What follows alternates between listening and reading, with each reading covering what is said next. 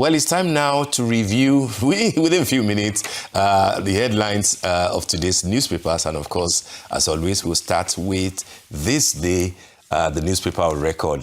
This is what do we have on the cover of this day today? Cover of this day, main story there, the leading story is investigations. LG remain underdeveloped despite 5.5 trillion naira FAAC funds in 2025. Governors continue to choke the third tier of government. And of course, all set for FCT polls today as INEC to test 2026 Electoral Act. On top of the masthead there, federal government arraigns El-Rufai on alleged cybercrime February 25. We expect that the DSS will be arraigning El-Rufai, the former governor of Kaduna State. Is he moving from one custody to the other? He was at ICPC, then he was EFCC, then ICPC, and now I believe DSS. And of course, Trump doubles down after U.S. Supreme Court strikes down global tariffs. He says that he is going to impose fresh 10% tariff.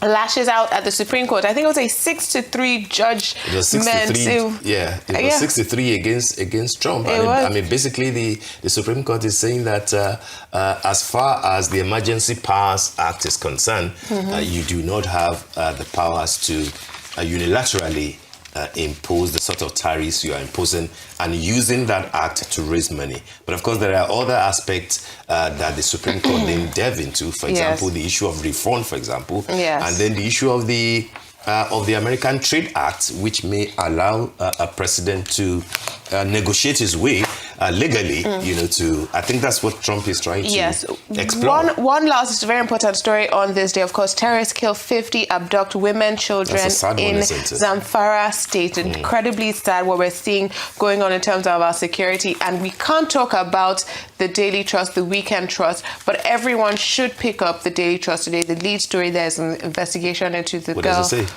It's the story of the girl who was said to be kidnapped by a member of the DSS, the girl from Gombe State, and it's very good investigative journalism. All right, so that will be on the cover of Daily Trust, Saturday Weekend Trust. Yes, pick it up and see what Adeswa is talking about. All right, that brings us to the end of the morning show today. Thank you for watching, and do stay safe. I'm Steve Ayorinde. I'm Adeswa again from our entire team here in Lagos, Nigeria. Enjoy the rest of your morning and, of course, the rest of your day.